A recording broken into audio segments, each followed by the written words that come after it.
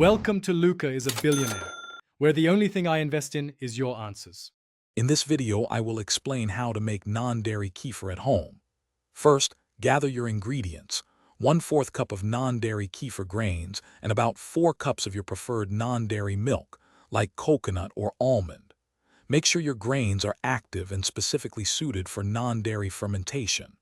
Combine these in a clean glass jar, leaving about 1 inch of head space. Cover the jar loosely to allow air circulation during the process. Now let's get fermenting. Place your jar in a spot with a consistent room temperature, ideally between 68 and 75 degrees Fahrenheit.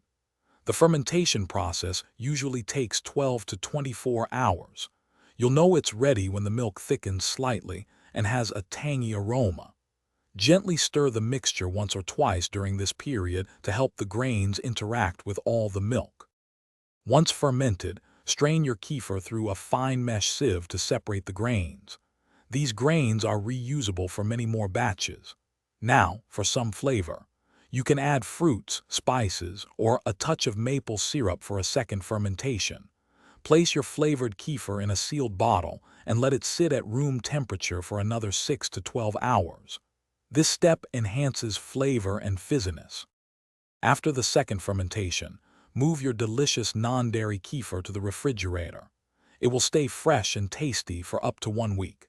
If your kefir isn't thickening as expected, try increasing the amount of grains slightly or ensuring your room temperature is consistent. Don't worry if it takes a few tries to get it just right. Practice makes perfect. Also, be sure to check the description below for a link to some amazing darn tough socks and other great deals. Thanks for watching and please subscribe. It's the best investment you'll ever make.